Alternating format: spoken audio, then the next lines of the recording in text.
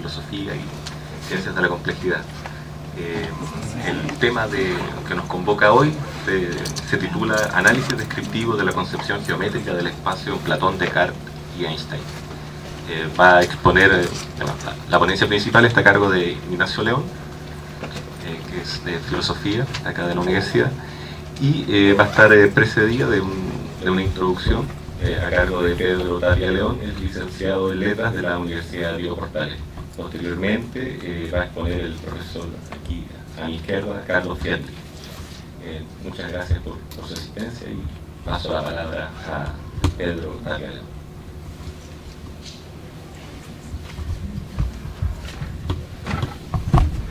Hola, muy buenas tardes. Bueno, primero agradecer a Ignacio León por la invitación. Sé que lo que él hace, su idea es como hacer algo más interdisciplinario, y por lo mismo me pidió si podía hacer una presentación de lo que es mi área, la literatura. Y voy a leer un texto, le voy comentando, que tiene que ver con la metafísica, y parte de la pregunta o la hipótesis que es si ha muerto la metafísica. Y espero que de alguna forma esta pregunta se relacione con también lo que va a hacer después Ignacio.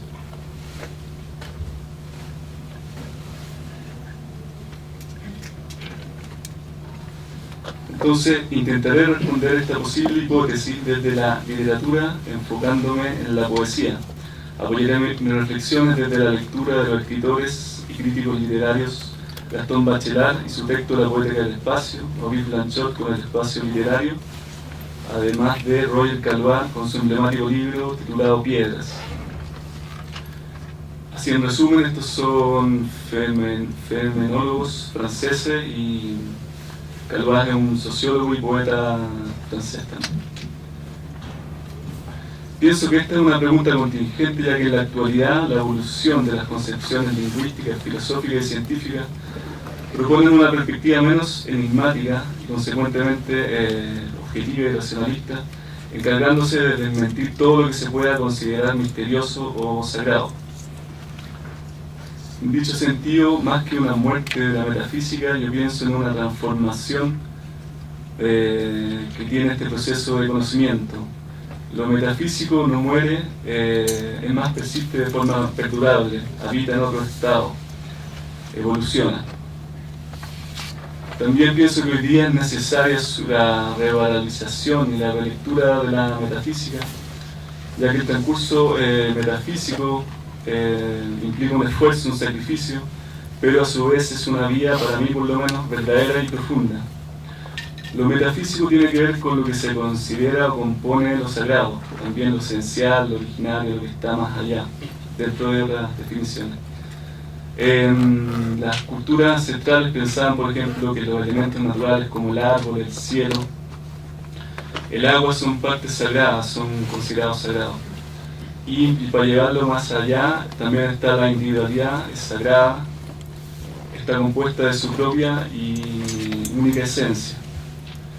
Entonces creo que la idea sería reconocer, volver a recorrer lo que nos conforma y nos hace únicos y originales.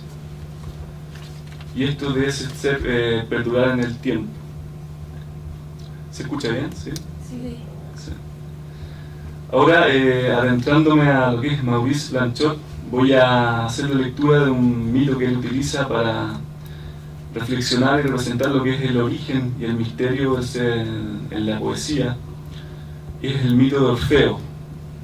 Este mito, bueno, aparece en varias partes, pero principalmente en el libro 10 de la Metamorfosis de Ovidio, y dice más o menos así: después de ayudar con su música a los argonautas en guerras y navegaciones, Orfeo se casó con Eurídice y se estableció en Tracia, pero no fueron muy felices.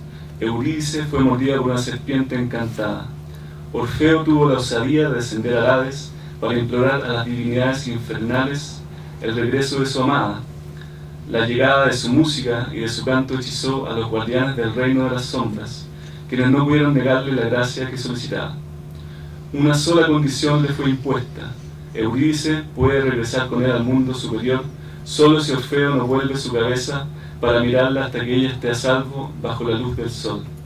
Pero Orfeo, atemorizado por la oscuridad del camino que le abre y guía con los sones de su lira, olvida la condición de la partida y, preso de la ansiedad, vuelve la cabeza para mirar a Eurídice y ésta se esfuma al instante. Orfeo perderá a Eurídice y no conseguirá permiso para regresar al infierno. Cuenta Ovidio que Orfeo se retiró entonces de la vida mundana y se dedicó hasta su muerte a enseñar los misterios sagrados y a profetizar la suerte que merece la maldad del sacrificio con asesinato. Su lira, por intercesión de las musas, fue colocada en el firmamento en forma de constelación. Según Blanchot, este mito representa la forma de pensamiento como potencia, que nace siempre de una afuera, que no existe todavía, que ha de venir en un instante que supera, sin embargo, cualquier mundo interior.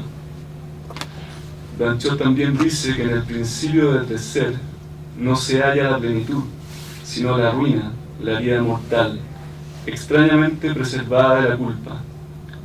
Tal es la inocencia creadora de la literatura que objetiva el dolor, es decir, la poiesis o creación de un espacio exterior.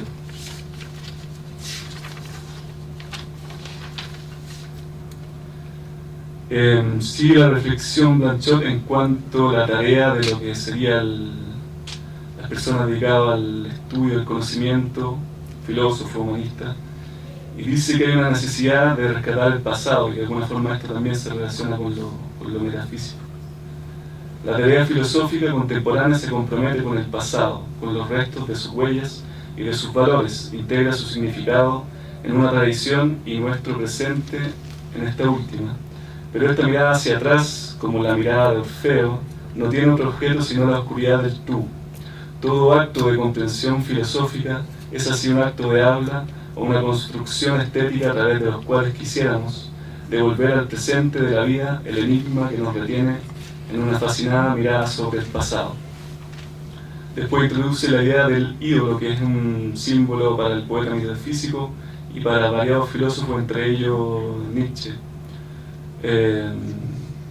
Dice que quien profundiza el verso debe renunciar a todo ídolo, debe romper con todo, no tener la verdad por horizonte ni el futuro por morada, porque de ningún modo tiene derecho a la esperanza, al contrario, debe desesperar. Quien profundiza el verso muere, encuentra su muerte como abismo. Es interesante esta concepción abismal en que se encuentra el poeta en su proceso creativo, ya que propone la búsqueda de lo metafísico y el misterio. Entonces, un poco cerrando esta idea, la metafísica se concibe como la experiencia originaria, a su vez el estado último y el aliento antecedente a la transformación inabarcable de la muerte. Lo metafísico no permanece en este espacio, es un desplazamiento energético que proviene de la materia cósmica y que solo para nuestro lenguaje limitado nos permite recorrer algunos surcos de ese conocimiento místico. Su lenguaje son signos que recorren el universo, transmitiendo verdades veladas por el tiempo. El poeta que experimenta y logra ser receptor y transmisor de estos símbolos comprende solo un ápice de esa experiencia, de esa corporeidad críptica y alucinada.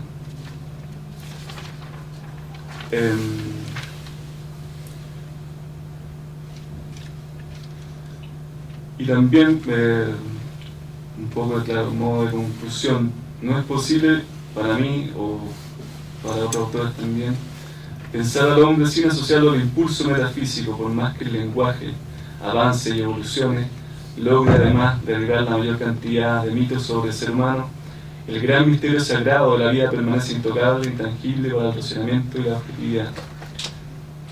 La experiencia vital es una epifanía, un fulgor desmesurado que no acaba en la muerte, sino que perdura en una materia transformada. La experiencia metafísica sobrevive y sobrepasa los límites de la realidad. Exhibe su voluptuosidad en cuerpos que han sobrevivido al tiempo y su paso invisible sobre la tierra, como lo describe Roger Caillois en su libro Piedras, que a propósito, si lo pueden encontrar, lo recomiendo, un libro muy precioso. Él dice: hablo de piedras con más edad que la vida y que permanecen en los planetas fríos, incluso después de que ésta tuviera la fortuna de eclosionar en ellos. Hablo de piedras que ni siquiera tienen que esperar la muerte y que no tienen nada más que hacer que permitir que se deslicen sobre su superficie la arena, el aguacero, la resaca, la tempestad, el tiempo. Y dentro de ese libro también él toma varias piedras ancestrales y simbólicas, sobre todo de Asia. Y hay una especial que me llamó mucho la atención que se llama el Joen Che, que dice que es una especie de cristal de roca que contiene pequeñas hojas o tallos. Con él se fabrican bolas que muestran en el interior del cuarzo una pequeña rama de ciruelo o una hoja de bambú, tan bien conservadas como si se hubieran introducido recientemente. Estas muestras son extremadamente raras y constituyen auténticos tesoros que, en las familias ricas, se transmiten de generación en generación. Entonces, creo, no hay muerte en lo metafísico, ya que su concepción es anterior al misterio, es decir, es parte y a su vez fragmento del misterio. El habla primera del universo en estado primigenio, una piedra suspendida en un aire permeado por la creación. No hay muerte que logre traspasar la desnudez del lenguaje metafísico, ya que es un movimiento constante. Lo metafísico se transforma en silencio y escapa de las palabras y sus significaciones infinitas. Metafísico puede ser el lenguaje primero, el ojo del misterio y del verbo, más allá, en la esencia del mundo de la existencia. En otro plano distinto, se encuentra dividido en alma y esencia. Metafísico es la comunión con lo iluminado, el rostro de luz que se proyecta en la Vía Láctea. O también el rostro abominable de la muerte en un oasis de certidumbre, la flor de nuestra existencia que lentamente se deshoja como desierto humano. Entonces no habrá razonamiento posible que logre sorprender la vitalidad de la imaginación, que finalmente es donde la raíz de todo esto.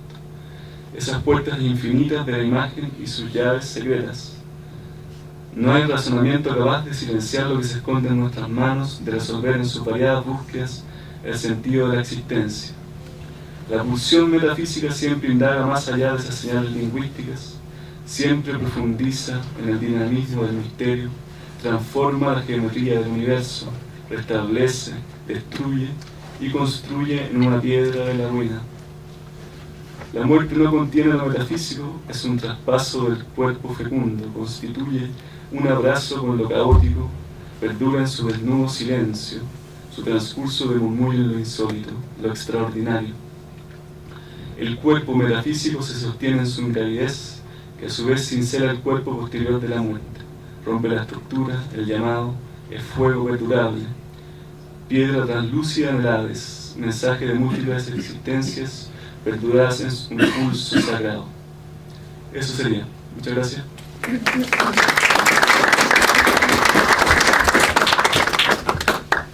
Hola a todos, muy buenas tardes.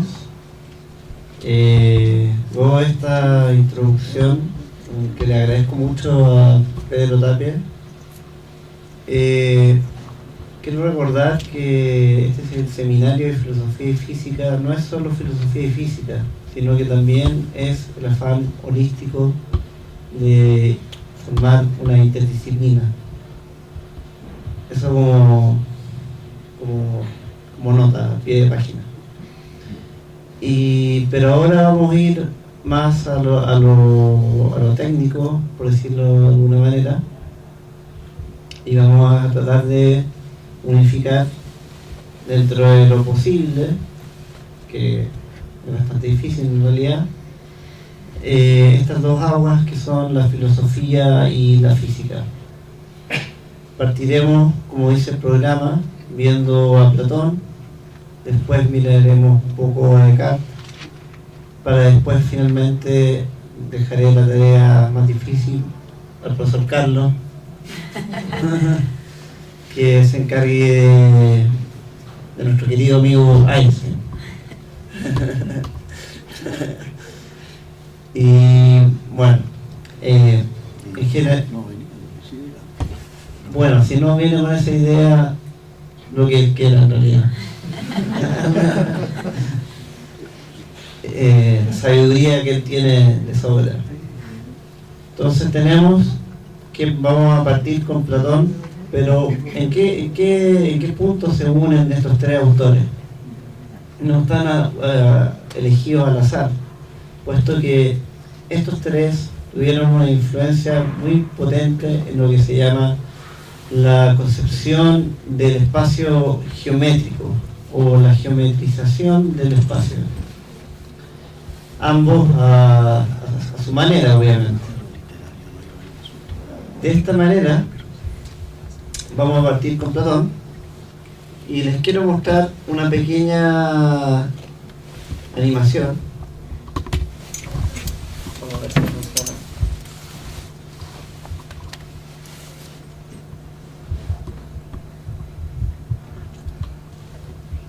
Vamos a ver aquí.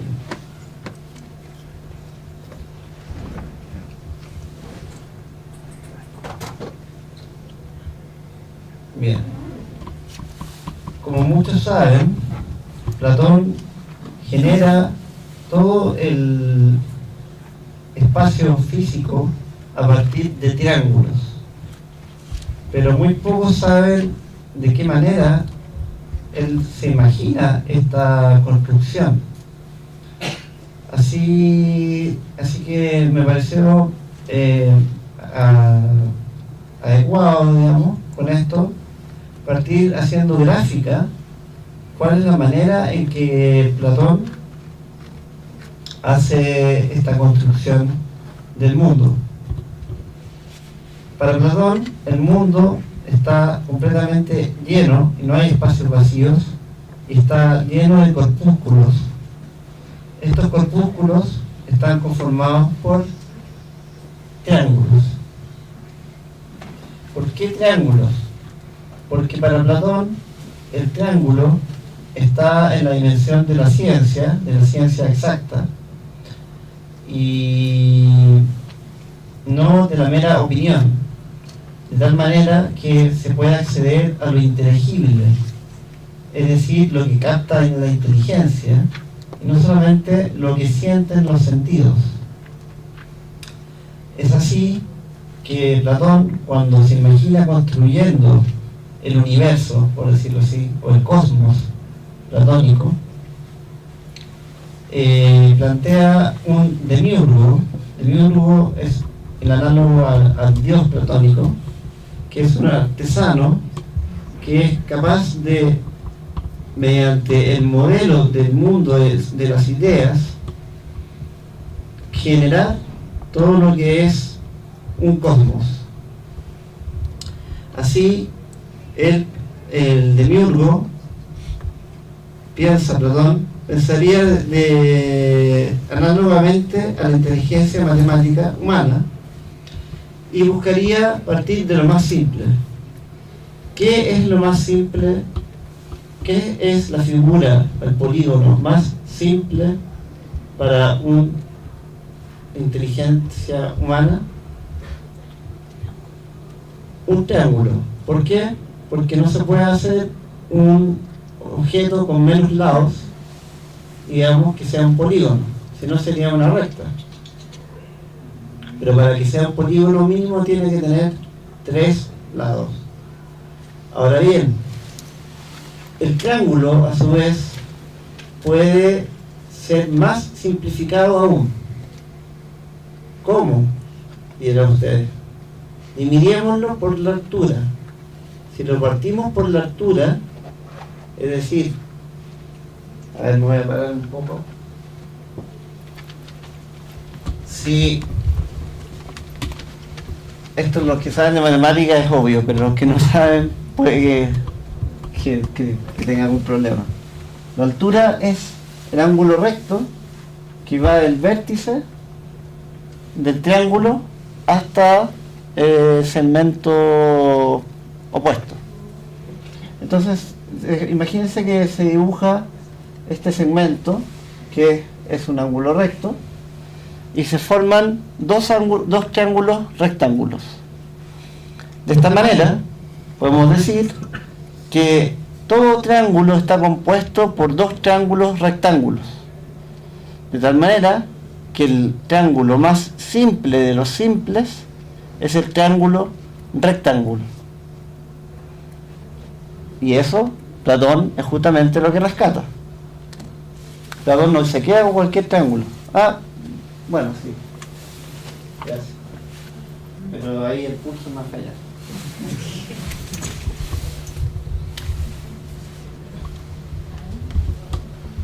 Ponemos cualquier triángulo. Y hacemos la altura.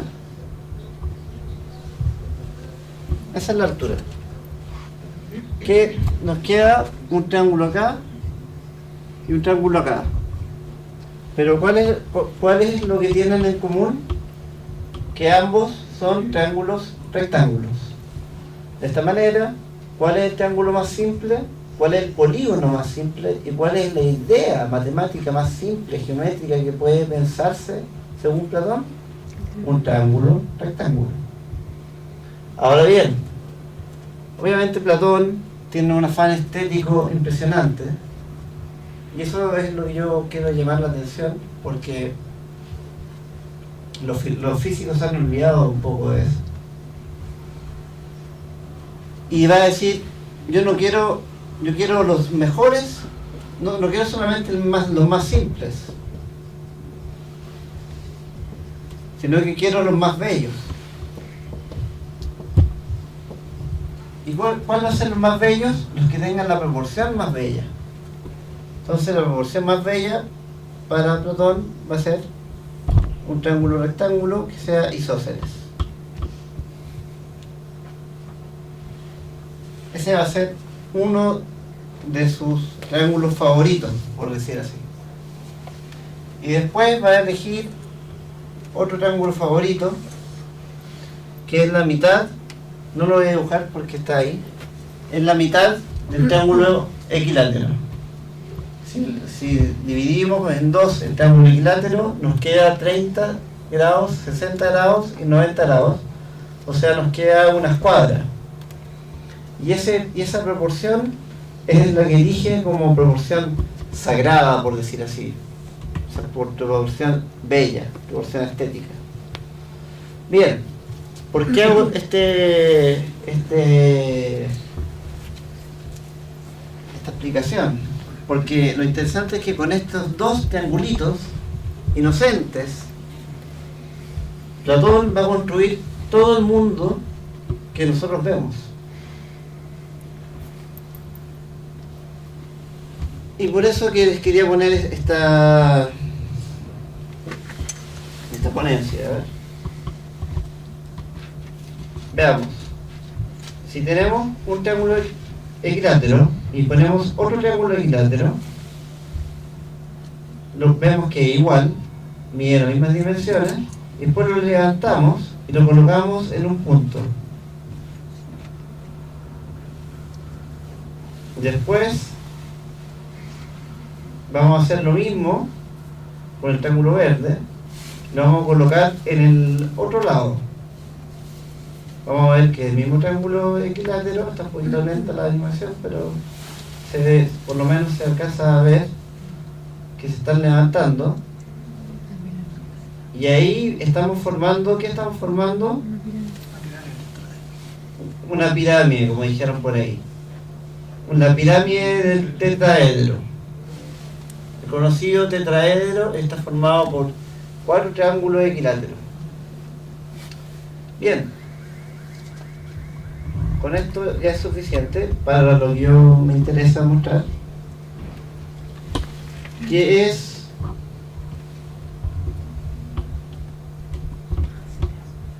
esto, pero está un poquito feo. Vamos a ponerlo un poquito más grande.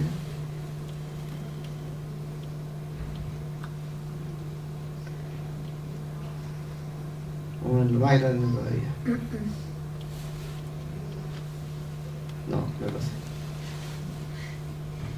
Ahí.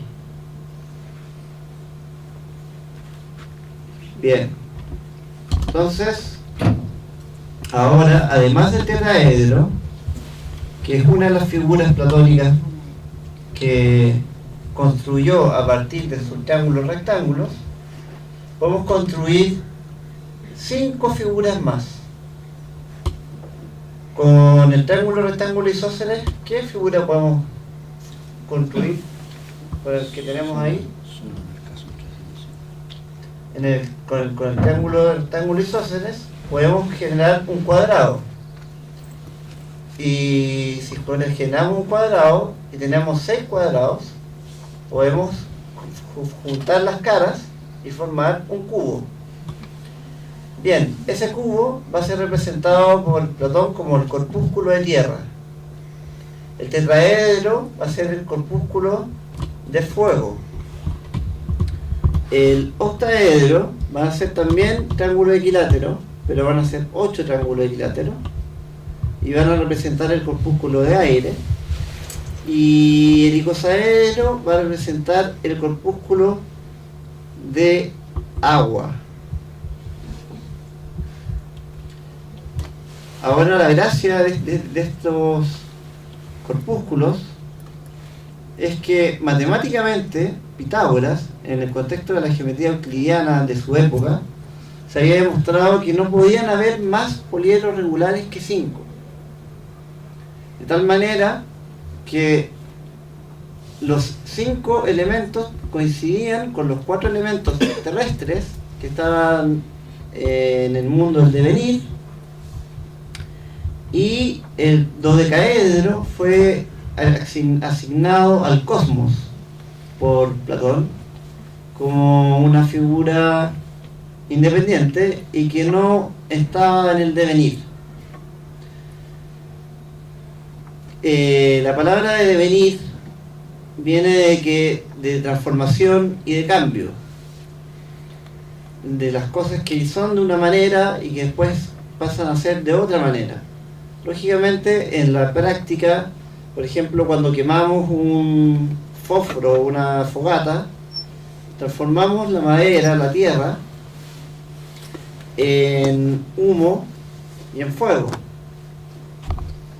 Esa transformación está explicada también mediante estos,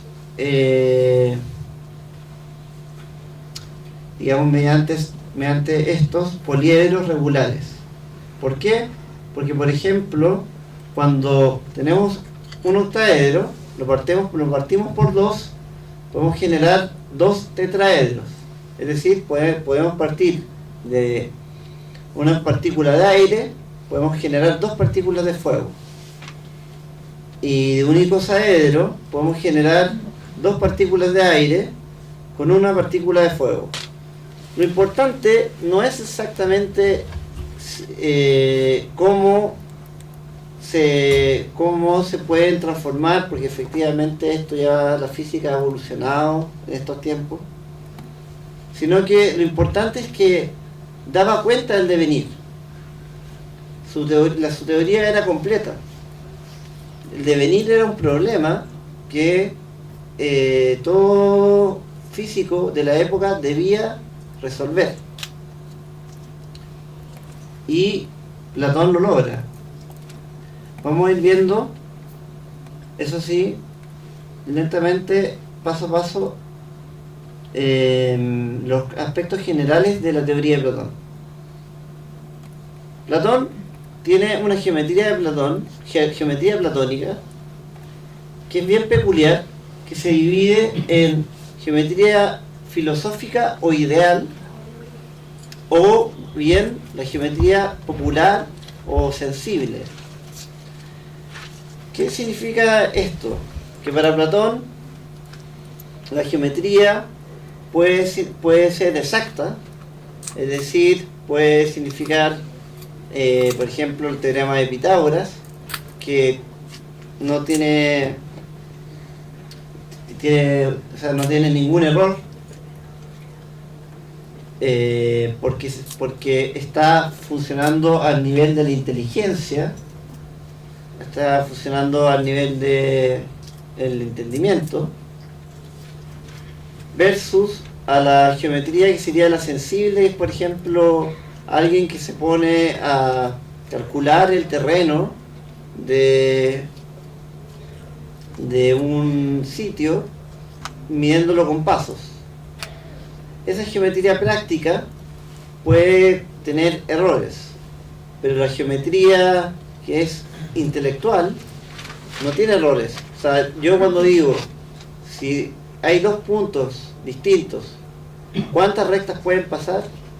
Hay solo una recta que pasa por dos puntos.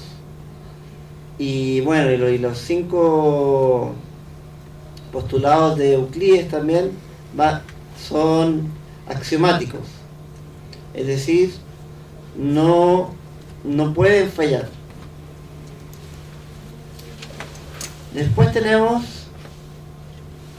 esa separación que es bastante básica.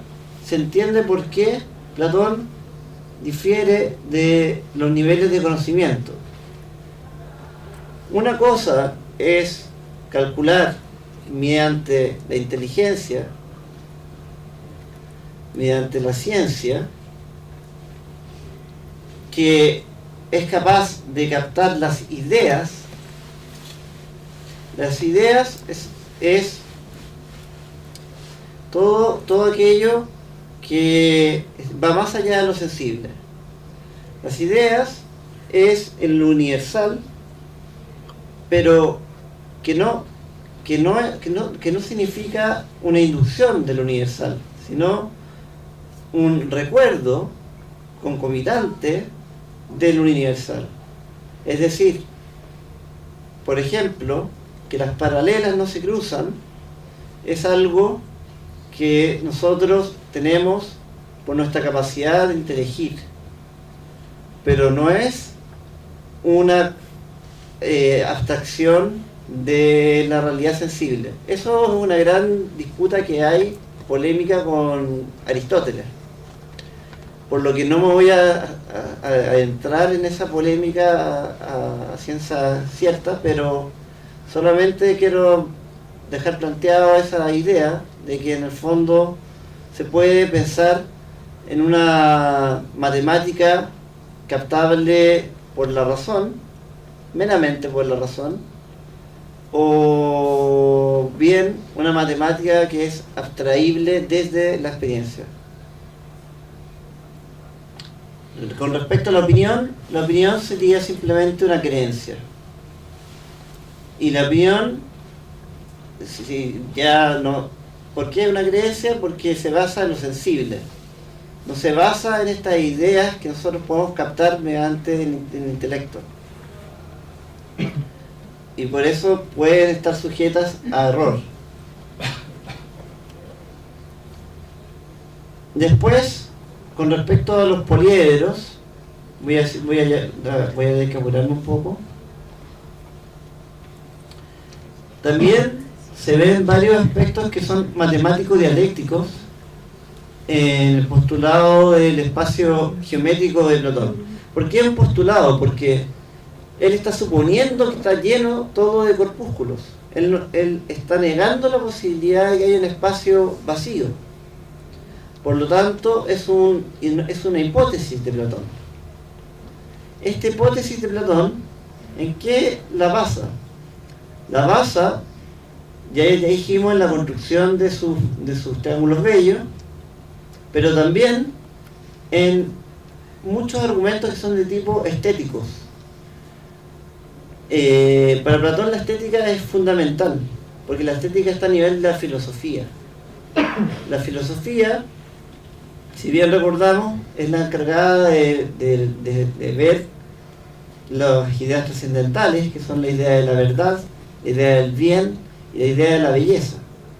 Por lo tanto, si tenemos un principio bello, ello lo que nos está mostrando no es simplemente una tincada, por decir así, sino lo que nos está mostrando es lo que debiera ser más correcto. Por eso que Platón tenía como ejes el concepto de simetría, que estaba en los poliedros regulares. Todos los poliedros regulares cumplen con estas condiciones que yo voy a nombrar: la simetría, la homogeneidad, la coincidencia numérica entre el número de elementos y la cantidad de poliedros que podían existir. Eso hay una demostración que solamente pueden existir 5 poliedros. La regularidad viene de que son todos hechos de polígonos regulares y además son todos circunscritos por una esfera, es decir, el todo. Platón tenía una predilección por la esfera, consideraba que la esfera era geométricamente aún más bella que todos los poliedros regulares juntos, y la esfera tenía la propiedad de poder circunscribir a cada uno de ellos. Bien. ¿Cuánto llevo?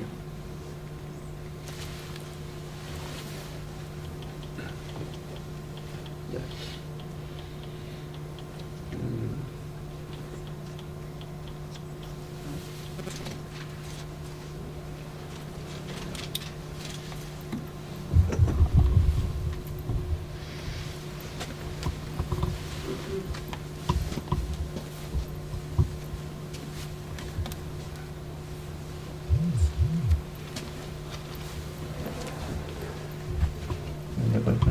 ¿Se puede poner más zoom? Sí. Puedes cerrar el de allá. Cerrar la de La de al lado. Si cierro ese, después no voy a poder moverme. Ese es el problema. Con eso me muevo. Ya. Quiero esto que se note más grande.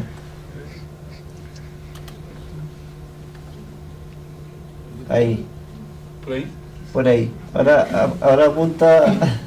Disculpen problemas técnicos. Apunta a este y a este. Porque hay dos grandes separaciones. Uno, los objetos reales para Platón, y otro, los objetos que son los objetos comunes y corrientes sensoriales. Los objetos reales para Platón vienen a ser las ideas geométricas. Esos son los que podemos captar nosotros con la inteligencia. Esos son lo real para Platón, lo que es muy extraño desde el punto de vista un sentido común, digamos. Pero ¿por qué tiene esta manera de pensar? Por las razones que les pongo a continuación. Porque lo real es lo que capta la inteligencia para él, porque eso es lo verdadero. Eso es lo exacto.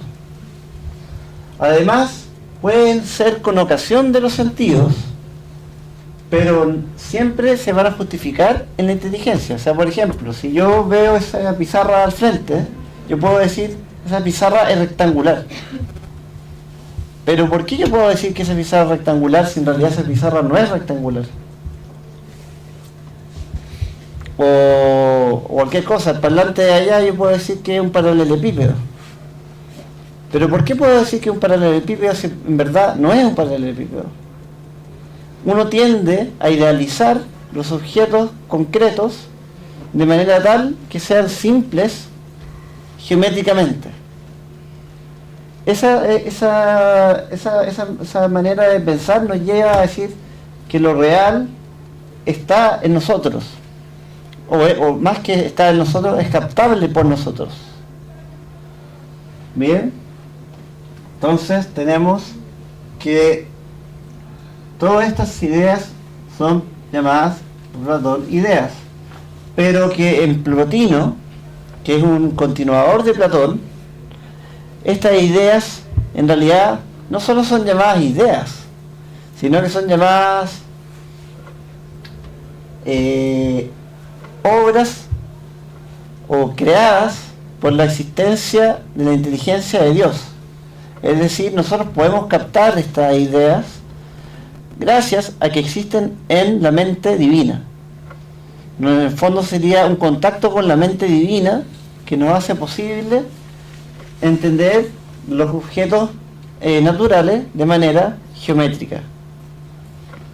Eso es una manera de interpretar Platón, que también tiene sus problemas y que también tiene su historia.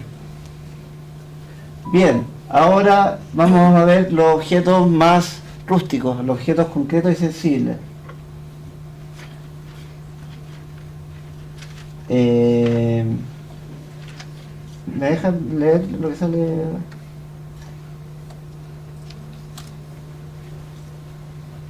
Ya. ¿Son qué objetos? Son los objetos que están en el espacio y en el tiempo. A ver, ¿el triángulo está en el espacio realmente? No, el triángulo está en nuestra mente. El triángulo persiste por siempre, es eterno. El círculo es eterno. Las cosas son las que van variando y se van cambiando con respecto, se pueden parecer un círculo de repente, después se pueden parecer un triángulo, después se pueden parecer un rectángulo, pero son las cosas. La idea de triángulo nunca va a perecer. Por eso que están en nuestra mente, no se nos va a olvidar. Bueno, se nos puede olvidar, pero no es la idea. Entonces los objetos aparentes, que son los que están en la multiplicidad, son partícipes de la idea, pero no lo son. O sea, se parecen a la idea, no evocan la idea, pero no son la idea. Después tienen múltiples formas y tamaños, pero se clasifican según las ideas geométricas. Platón explica que no son perfectos, pues son objetos creados. Ahora, cuando yo les expliqué todo este mundo construido de poliedros, se me imaginaron, no sé, un montón de tetraedros que eran como bien agudos y bien espinosos y quemaban. ¿Por qué? ¿Por qué queman? ¿Por qué queman? Porque son muy puntiagudos. Y como son muy puntiagudos y van muy rápido y son muy pequeños, pueden quemar. Toda esta idea que es media fantástica de Platón no es perfecta, porque en realidad no hay tetraedros exactos, hay especies de tetraedros, más chicos, más grandes, más gordos, un poco doblados, etcétera, pero están hechos a la luz del artesano, de cómo el artesano quería hacerlo.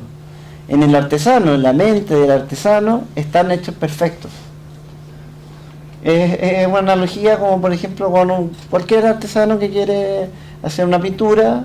Una cosa es la idea de la pintura y otra cosa es la pintura que finalmente él hace. Muy bien.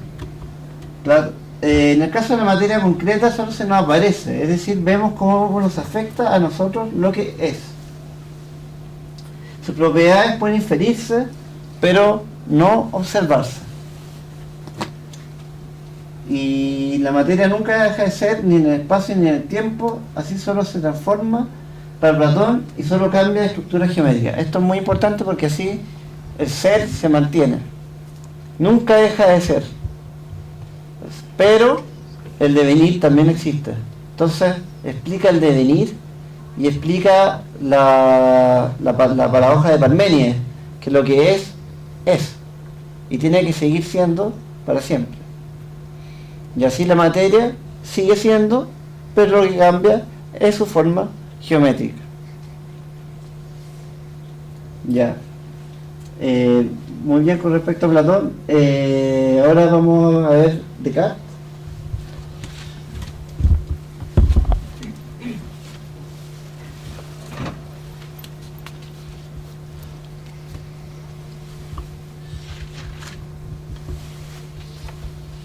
No, eso no importa.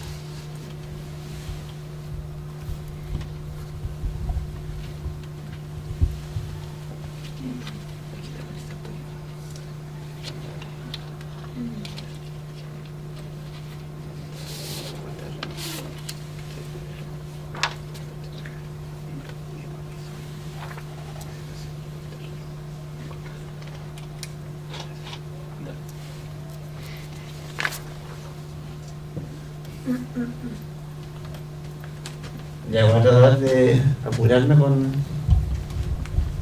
con Descartes. Pedro, un poquito más. Eso es la parte de la claridad. Aquí vamos a partir. Bien. Platón y Descartes tienen varios puntos en común.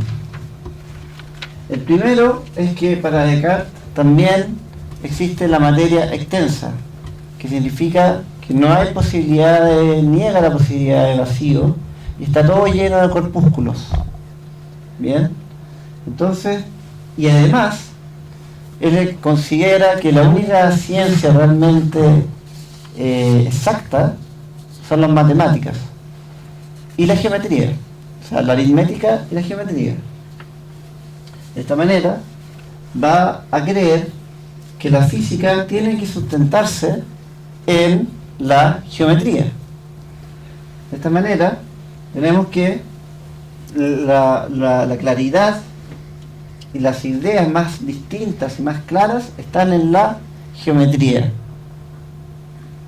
Y entonces tenemos que pensar que los corpúsculos, lo que nos interesa realmente de la materia, es el tamaño, algo geométrico, la figura, algo geométrico, la posición, también geométrico, y como es física, mete el movimiento, pero el movimiento local, solamente el cambio de posición. Si subimos un poquito más para arriba, vemos que todo esto viene del núcleo que es la geometría cartesiana. Todo esto es geometría cartesiana. El mundo está hecho de materia y extensión. Mejor dicho, de materia y extensión. Nosotros no podemos más que entender a la materia con las ideas de la geometría. Por lo tanto, cuando nosotros vemos, por ejemplo, los colores, los olores, las sensaciones, el sonido, las formas, las cualidades, todo eso para Descartes no es real, o sea, no es exacto, no es una verdadera explicación. La verdadera explicación siempre va a ser la extensión. Entonces, él va a explicar, en base a eso, cómo funciona el calor, según su teoría, cómo funciona la luz, y con respecto a la luz, es interesante porque va a salir sus tres corpúsculos. Uno van a ser los que son los emisores de luz, otros van a ser los que son los transmisores de luz, y otros van a ser los reflectores de luz. Los emisores de luz son aquellos que obviamente emiten la luz, pero son llamados los elementos de fuego. ¿Ya? Por ejemplo, el sol, por ejemplo, las llamas, etc. Los transmisores va a ser el cielo, pero el cielo pensado no en las nubes, pensado en el espacio, en el éter. Y los reflectores van a ser la Tierra, pero el planeta Tierra, el cometa, los cometas, la luna, etcétera, que reflejan la luz. Bien, ahora lo que yo les conté un poco antes es que la realidad se divide entonces en lo que parece ser real para Kant, para Descartes, que son las sensaciones, que en realidad puede ser un cosquilleo, un dolor, un sonido, etcétera, pero en verdad, cuando yo tengo un cosquilleo y un dolor, yo no tengo idea de qué es el objeto que me está haciendo el dolor. Yo no puedo adivinar, es un elefante que me pisó. Tengo que verlo de otra manera. Y esa otra manera que tiene que ver es lo que se llama las cosas que lo producen. Y ahí es cuando empieza con sus teorías que son teorías de materia con extensión. Bien, porque ahí habla, por ejemplo, las perturbaciones del aire, el calor, que el calor sería agitación térmica de los corpúsculos, y etcétera. Vamos un poco más arriba, siguiendo el reloj. Eso y un poquito más a la derecha. Bueno, como niega el vacío, tenemos que está todo lleno de corpúsculos, eso ya lo vimos. Por lo tanto, está todo lleno de espacio. La materia es espacio. Cuando hay una discusión con la materia prima de Aristóteles, para Descartes no existe la materia prima porque la materia prima no es una materia extensional. Bien, y siguiendo con lo de arriba, para explicar un poco los elementos dependen del tamaño y de la velocidad.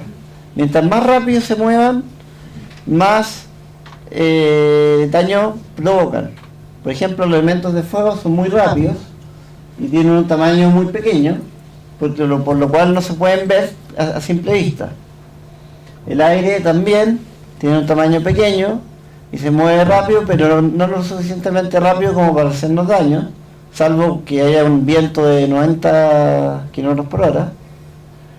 Y los elementos de tierra se caracterizan por tener una gran resistencia y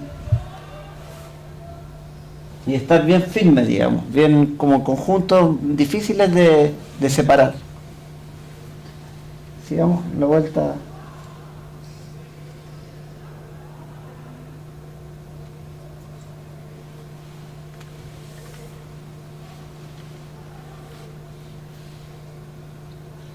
Por ahí, por ahí. Partamos de más abajo.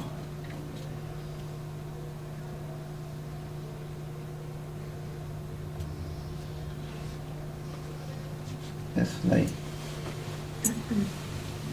Bien. Esta, que se vea completo.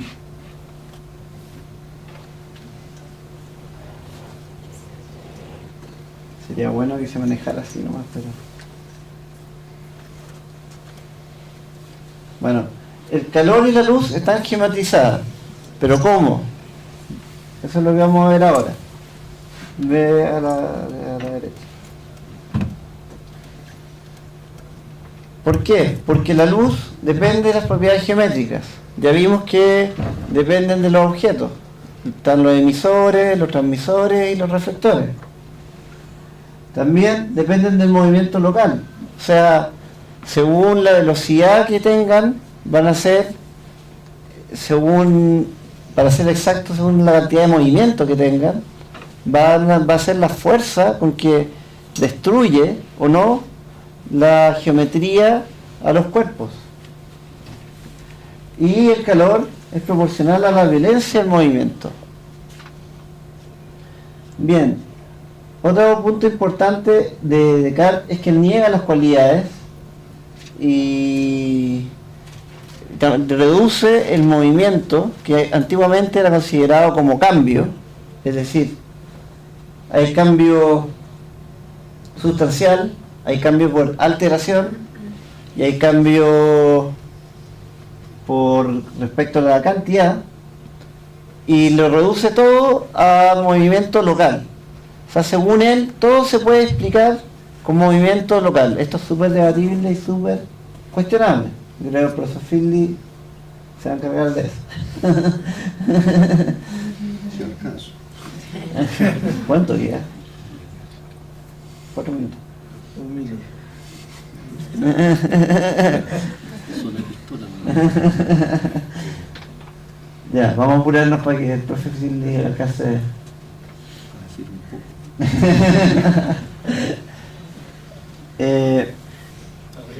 Bueno, lo importante, voy a resumir bien rápido lo de Descartes, que él es el primero en considerar las leyes de conservación. ¿Qué leyes de conservación? Antes en Platón se observaba la materia, Ahora se conserva la cantidad de movimiento. Pero bien, ¿qué cantidad de movimiento? El volumen por la velocidad. O sea, es proporcional al tamaño y es proporcional a la velocidad la conservación, digamos, de cualquier elemento. Y él plantea que en un origen Dios les da a todos un movimiento inicial y a todos un tamaño inicial. Y ese tamaño inicial y movimiento inicial se conserva a nivel global, pero con los choques, digamos, se pueden ir transfiriendo las distintas cantidades de movimientos, pero que la suma global se mantiene estática, lo que es un elemento precursor a lo que va a ser la conservación de cantidad de movimiento de Newton. Además, también él conoce la idea del principio de inercia, pero la plantea como la conservación de esta figura, tamaño y velocidad.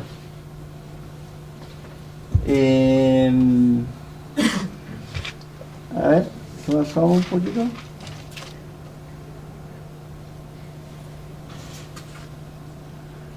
Lo voy a leer acá textual. Es imposible que un cuerpo mueva. No, arriba.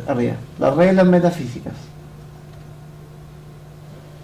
Que aquí están en el fondo la clave de la física de Descartes.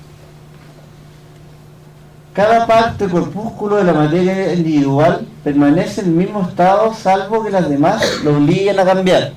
¿A qué suena eso? A la inercia. Después, punto 2, son reglas metafísicas para Descartes. Esto no lo inventé yo, eso lo dice Descartes mismo. Cuando un cuerpo empuja a otro, no podría transmitirle ningún movimiento a no ser que pierda al mismo tiempo otro tanto el suyo, ni podría privarle de él a menos que aumente el suyo en la misma proporción.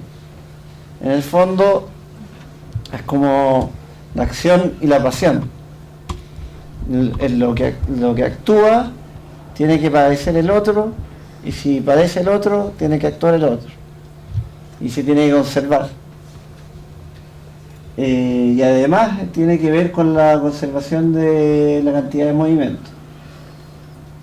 Bien, y lo último de arriba para terminar.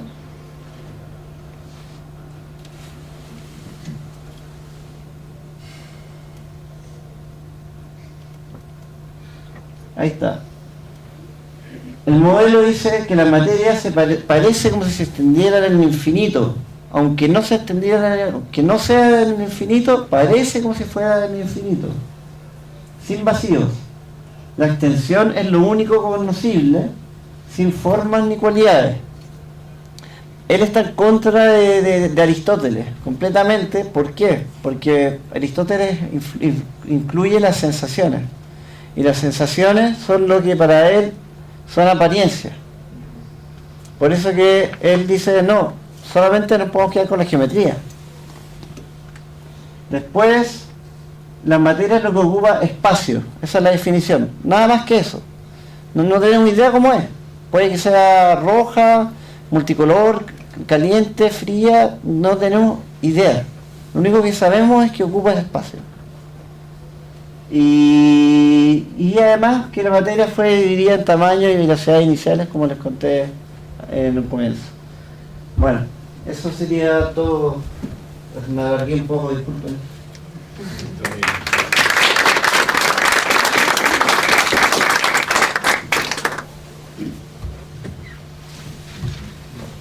Primero veamos si esto funciona, se oye bien el parlante de atrás, todo o no. Ahí sí. Bueno, una incógnita fundamental es ¿qué tiempo tengo? O sea, ¿qué es lo que queda? Para ordenar un poco. Alrededor de 15 minutos. 15 minutos. Es absolutamente imposible decir lo que yo quería decir y además contestar o rebatir lo que dijo No me rebata nada. Óscar Ignacio León. Pero le pueden dar un rato. Sí, por supuesto, usted puede.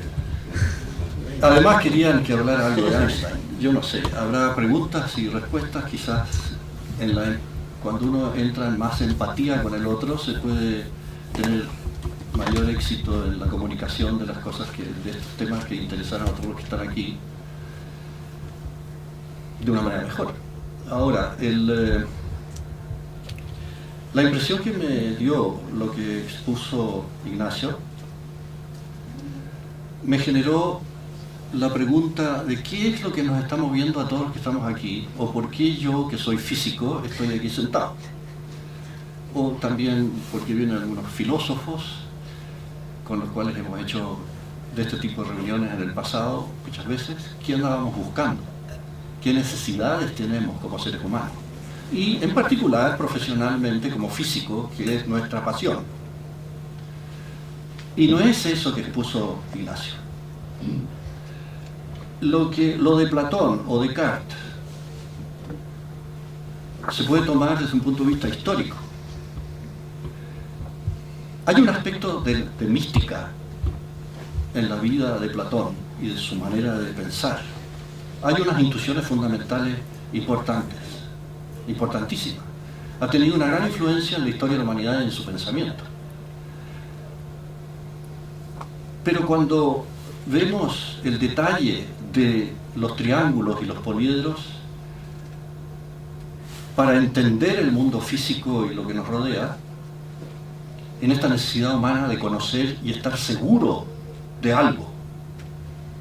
El hombre actual tiene muchas inseguridades de diverso tipo.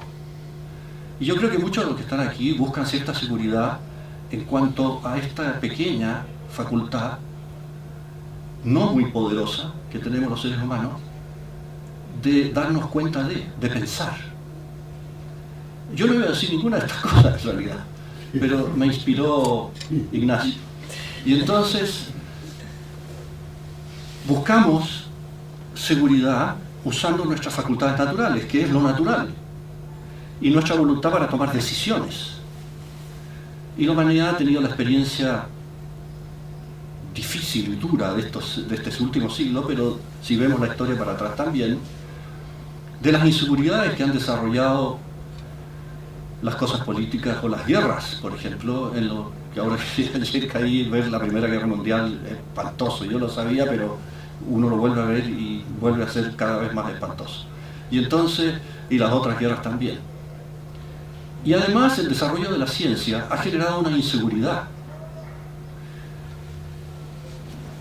Ha generado ideas diversas, doctrinas diversas, un caos, un mare magnum, que hunde al ser humano en una inseguridad que yo creo el buscar cosas en la filosofía de nuevo, como la metafísica, quizás los poetas lo expresan mucho mejor.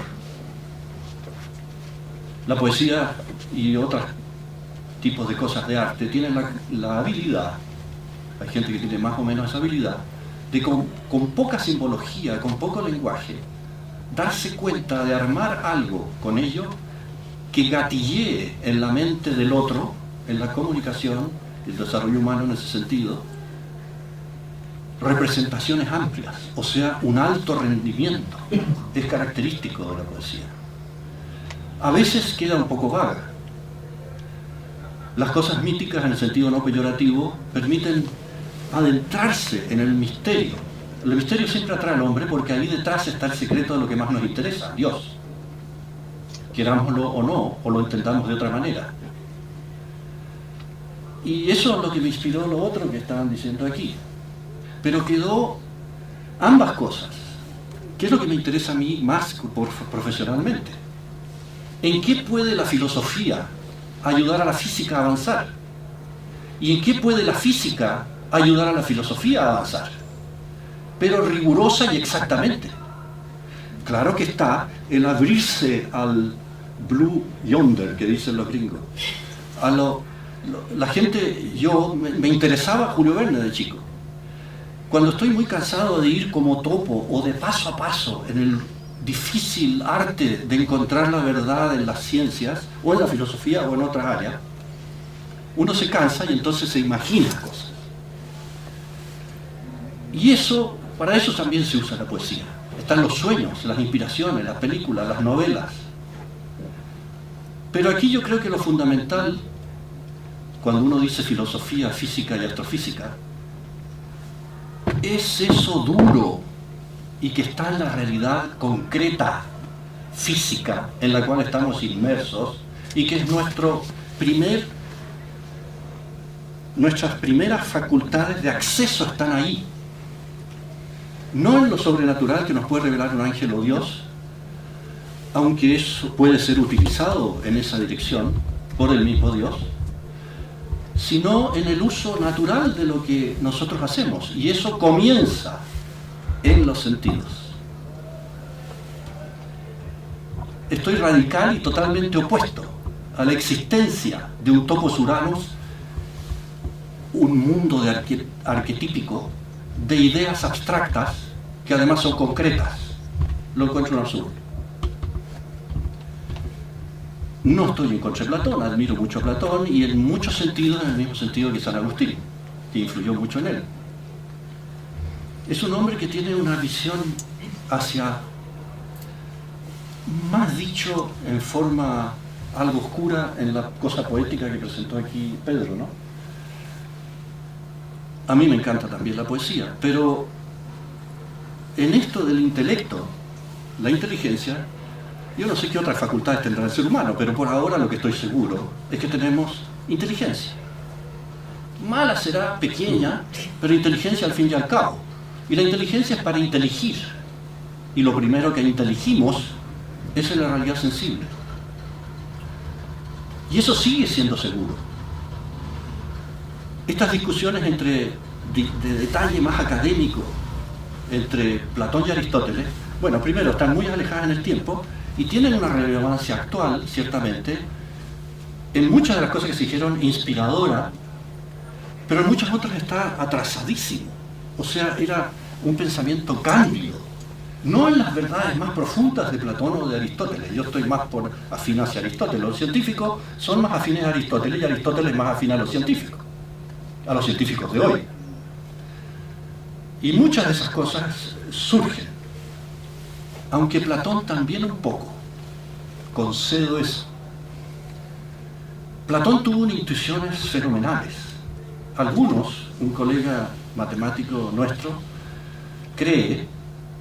tuvo discusiones con Óscar Velázquez cuando trabajaba acá sobre ello, no convenció a Óscar Velázquez, que incluso había Platón intuido la importancia de las simetrías en la estructura del espacio o espacio-tiempo, o cualquiera cosas formalismos de tipo geométrico, topología, había intuido las simetrías fundamentales del espacio que están representadas actualmente por el trabajo de Sophus Lee, un matemático. Y el trabajo de Sophus Lee, sus simetrías, muy bien representadas en los poliedros, no solo los simétricos regulares, entre paréntesis, los 5 cuerpos perfectos de Platón, son los únicos posibles en 3 dimensiones, pero las figuras en 2 dimensiones, perfectas, regulares, son infinitas. Y veamos cómo será en 4, 5, 6 dimensiones, no lo ignoro yo, pero es diferente. De manera que en el espacio-tiempo hay cosas diferentes, además que es de otro tipo de estructura. Pues bien, la humanidad desde Platón y Aristóteles, después de 2300 años de pensamiento, ha llegado a lo moderno en las cosas de la física, y el problema está en que los físicos no saben presentar muy bien para la cultura general, o quizás es una idea mía, o podría quizás hacerse mejor, como lo hacen los artistas, estas cosas, y como lo hacen en alguna medida mejor que los físicos, los filósofos. Pero todo esto de los poliedros y de los grupos de transformaciones que dejan invariante algo, eso es un área especializadísima, extremadamente extensa, donde cada matemático que se especializa se puede especializar en un área de eso solamente, o en una subárea. Y en relación con los que se llaman grupos continuos, pero también los poliedros y todas las simetrías discretas, es decir, 1, 2, 3, en vez de ser variables continuas, han sido utilizados por la física moderna y llevaron a la realidad y al uso práctico incluso de utilización y de entender la realidad el sueño o visión de Platón. Pero infinitamente más. Entonces, ¿qué queda de eso de Platón que se expuso hoy día? Solo unas notas históricas o inspiradoras. Eso es lo que yo creo y estoy convencido. Lo siento, pero así es. Y no puedo extenderme más en eso, ¿no es cierto? Sería para largo.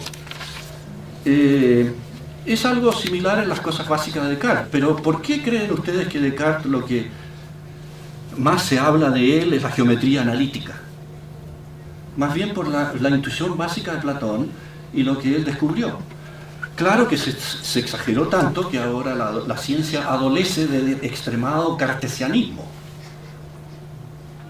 En Einstein, cuando se representa el espacio-tiempo y se une el espacio al tiempo como si fueran totalmente lo mismo, no son lo mismo ni en la relatividad de Einstein.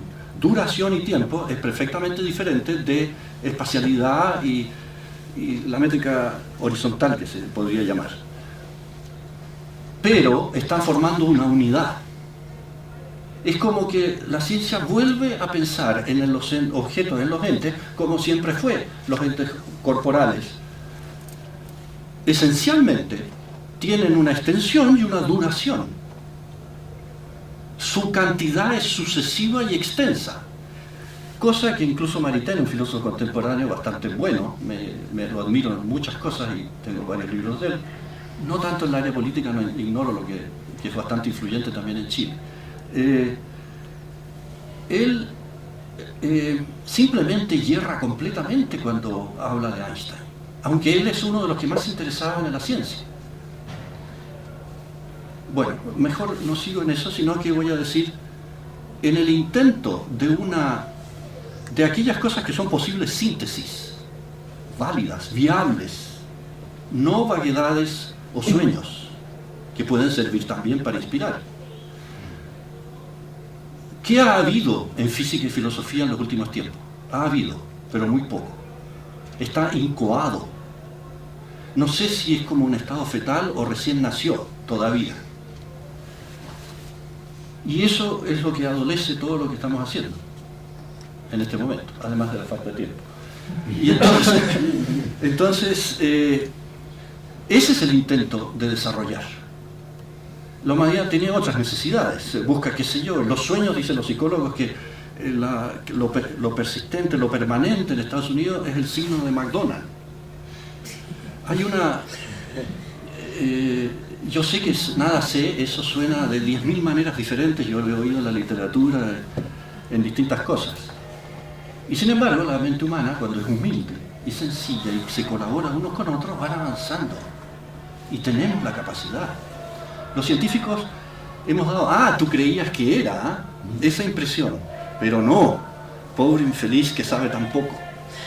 Eso ha penetrado tanto en la cultura que la gente está extremadamente insegura. Hay una especie de esquizofrenia intelectual. Estamos ambicionando que estamos explorando el cosmos y todavía no hemos llegado ni al patio de atrás.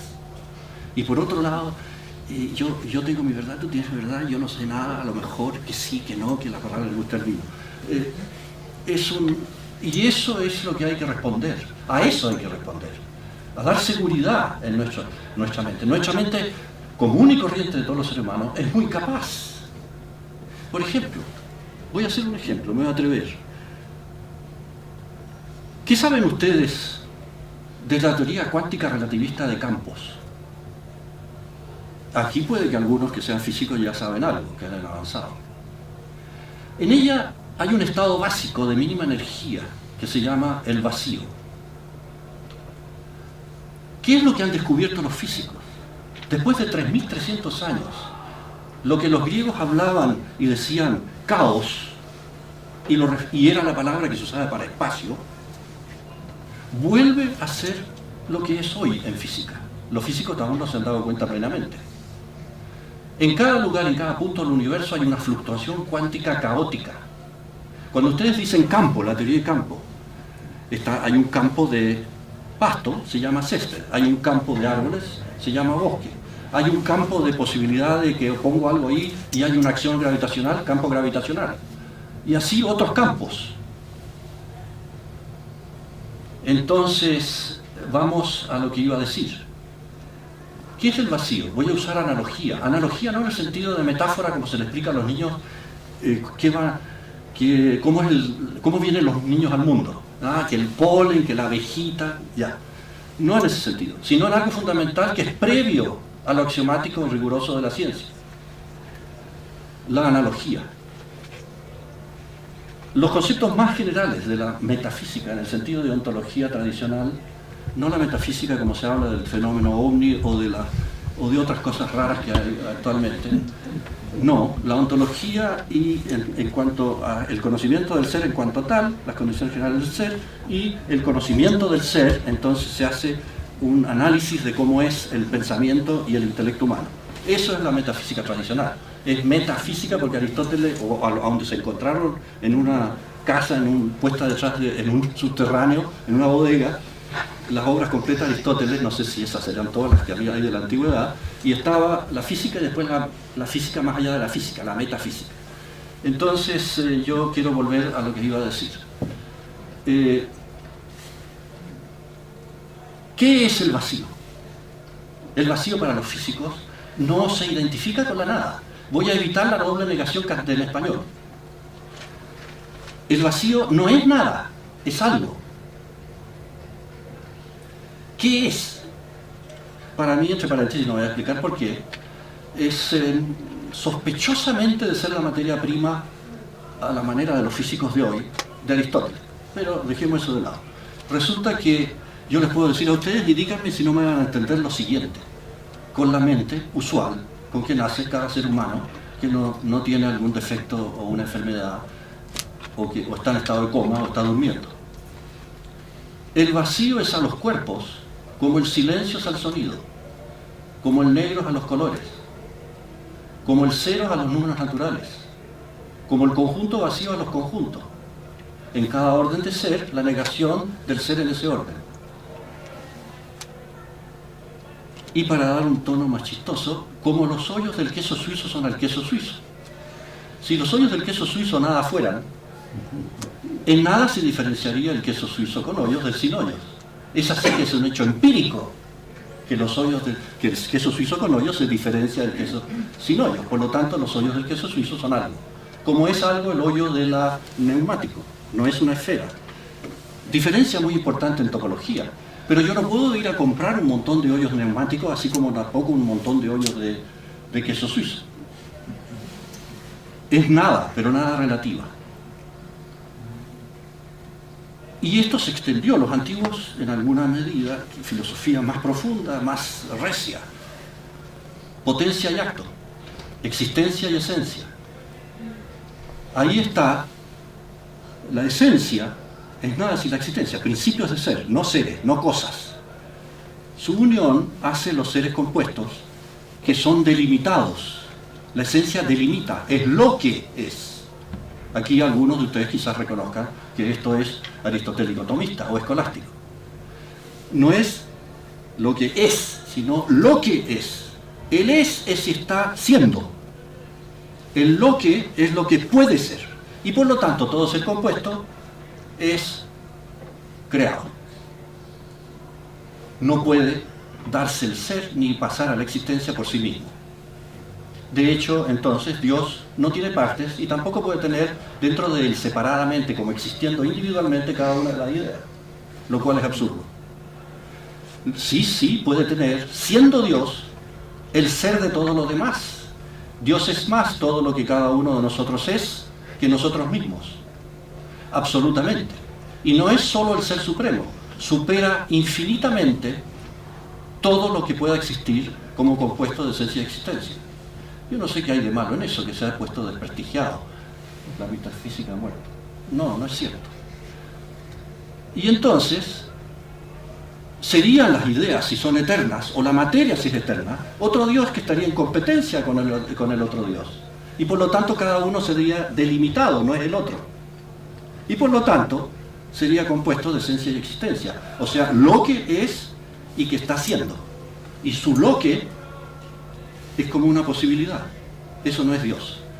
La esencia de Dios, y hablando en el lenguaje humano, es que su esencia es ser, es lo que es, pero es el mismo ser. El ser, la esencia de Dios es el estar siendo. Ahí no hay distinción. Los seres humanos no podemos llegar mucho más allá, pero todas las cosas nos hablan de eso. Cada cosa podría decirse que es un nombre de Dios. Yo puedo decir que Dios es cada cosa, mucho más que cada cosa que está haciendo. No al revés, eso elimina el panteísmo. Cada cosa que es, no es Dios. Pero al inverso, cabría la necesidad de estudiar más eso. No se ha hecho mucho. Bueno, eso era parte de lo que iba a decir. Hay 10.000 otras cosas que se me ocurren. Otra de ellas es, lo busqué en un diccionario griego, dialéctica es un procedimiento, un proceso que la mente tiene para buscar la verdad, es una argumentación. Para los griegos también. No sé qué diantre es la interpretación de que Platón, dialéctica es otra cosa. No es como el intelecto, que es una facultad, una cualidad nuestra. Ahí que hablé de cualidad, permítame decirle otra cosa. En una época la ciencia se aficionó tanto a esto de la medida y la medición, que llegó y dijo en un slogan ya, Rutherford creo que fue, claro, dijo, quality is just poor quantity. O sea, la cualidad es solamente una mala medida de las cosas cuantitativas. Lo medido y la medición, especialmente las cosas continuas, cuando uno pasa al infinito en cualquier grado, hay muchos grados de pasar al infinito, siempre aparece más libertad. Entonces el continuo, si no digo que tiene una métrica, está amorfo. Ahora bien, si yo agrego, ¿qué hace el hombre para medir? Lo primero que hacemos es, primero el patrón de medida del National Bureau of Standards de París, o sea, el Bureau of Standards, es una barra platino iridio y hay que hacer unas marcas. Y está previo a eso que sea duro y rígido. ¿Cómo voy a definir rígido si no tengo un metro? ¿Y cómo voy a definir el metro si no tengo el aparato ese? Por lo tanto, es al revés el asunto. La cualidad determina la cantidad. No es lo que decía Rutherford, es totalmente lo contrario. Los científicos actuales no están aún convencidos. Algunos empiezan a darse cuenta, creo yo, hasta donde he mirado, no mucho.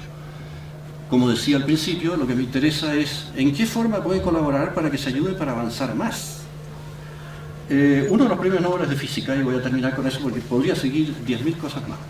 Uno de los premios Nobel de Física, Steven Weinberg, en un libro que escribió a propósito de los esfuerzos que hizo cuando fracasó para que se hiciera en Estados Unidos el Superconducting Super Collider, uno de estos aparatos que aceleran partículas, y por eso Europa con CERN está ganando hace tiempo ya a Estados Unidos.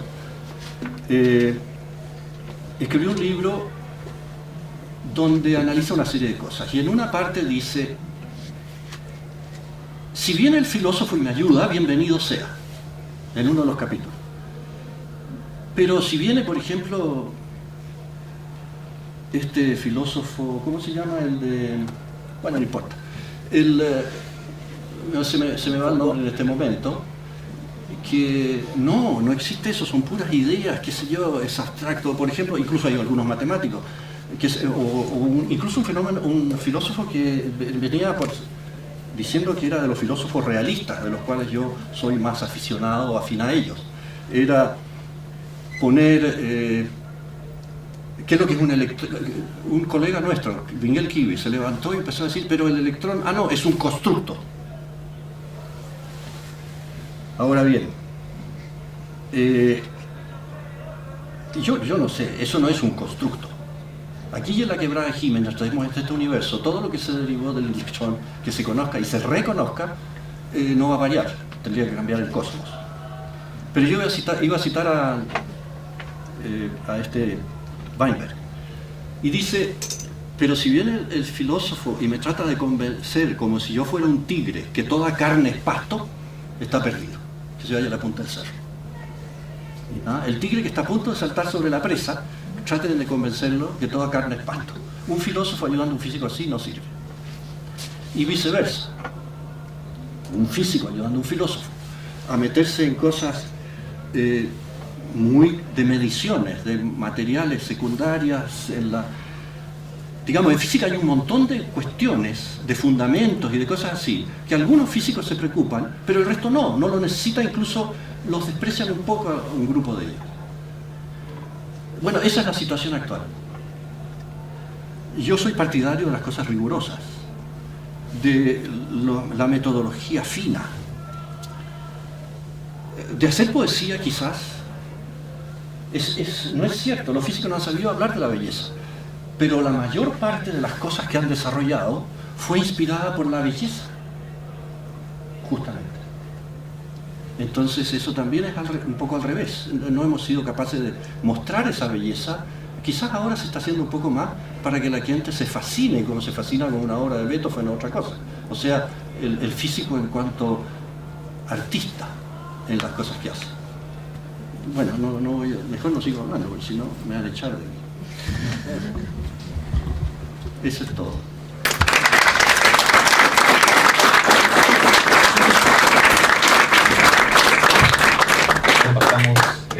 Pasamos una ronda de preguntas. Se me olvidó decir algo del espacio-tiempo de Einstein por si a alguien se le interesa. Fíjense, se me pasó. Iba a decirlo y se me olvidó. ¿Sí? No sé a quién le quiere preguntar.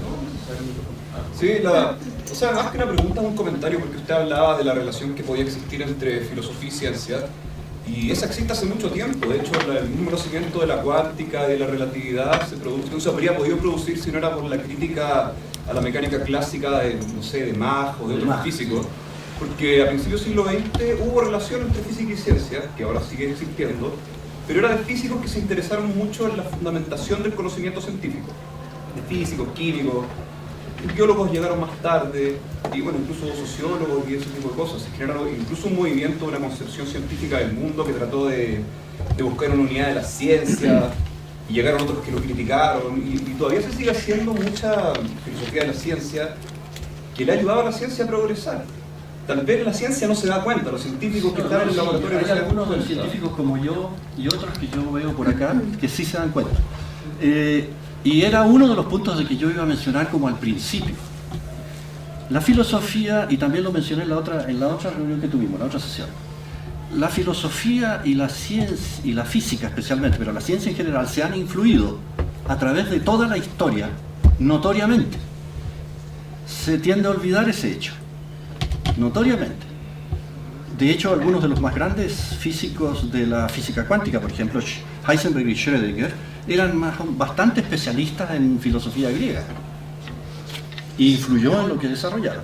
Sí, pero más allá de filosofía griega... No, quería decir, de todas ellas. Hermoso, filosofía griega. Pero más allá de eso, yo creo que los que somos científicos deberíamos buscar una filosofía que nos ayude a entender los fundamentos de lo que nosotros hacemos, tanto en la creación de teoría, en la metodología científica, incluso en algo como la medición. Sí. Algo como la medición es algo que es susceptible a ser tratado filosóficamente y lógicamente. De hecho, se ha escrito mucho. Y así como van saliendo nuevos avances científicos, también van saliendo nuevos avances filosóficos respecto a esos avances científicos. Pero como dice, no se detiene. Se ha escrito mucho. Yo he leído bastante de todas esas cosas. Todavía para mi hambre es poco. Una vez aquí un colega manifestó su hambre en otras charlas de filosofía y lo retaron. Es poco menos, no fue elegante, pero es un hambre y hay una necesidad muy grande y no hemos logrado suficiente para lo que se necesita. Eso. Y dentro de la comunidad de los físicos ha sido tradicionalmente, ahora está con más de moda ese asunto de hacer más filosofía y física. Yo he leído bastante sobre esas cosas, sí, pero es insuficiente, ahí tengo hambre. ¿Qué es el problema? Pero, por ejemplo, lo que usted dijo del tigre es muy cierto. Muchas veces ahora llegan filósofos, no es por echarle la culpa a nadie, y llegan con conceptos que son totalmente oscuros, y siendo oscuros lo hacen pasar por profundo y empiezan a hablar de que la metafísica antes de no sé qué, que acá... Pero uno le pregunta ya, pero defíname cada una de las cosas que está diciendo y en qué marco de lenguaje lo está usando. no sé, no, que tú eres positivista. Eso es lo que tenemos que evitar. Eso es lo que tenemos que evitar, y así ciencia y filosofía van a progresar, haciéndose una crítica mutua. Porque yo creo que la filosofía sí puede criticar a la ciencia, pero la ciencia no sé si puede criticar a la filosofía, pero sí le puede dar mucho material para poder reflexionar y seguir reflexionando. Y hoy día se hace mucha metafísica. Se hace metafísica de las leyes naturales, de las propiedades de los elementos naturales. Por ejemplo, usted hablaba del electrón. Hay una discusión muy grande entre eso de decir, o sea, lo de que es un constructo está bien, pero ¿cómo lo definimos un electrón? ¿Lo definimos en cuanto a qué? En cuanto a qué podemos medir, en cuanto a qué podemos observar, en cuanto a todas las situaciones en que se ha presentado algo que nosotros lo llamamos electrones, o existe un electrón puro que nosotros no podemos ver directamente, pero sí podemos ver sus consecuencias. Y hay una discusión muy grande al respecto, y yo creo que su hambre, bueno, sí, yo también tengo mucha hambre, pero es justificada. Pero hay migajas que están muy buenas, y por eso mismo le digo que hay progreso que se está haciendo en el área. Por ahí.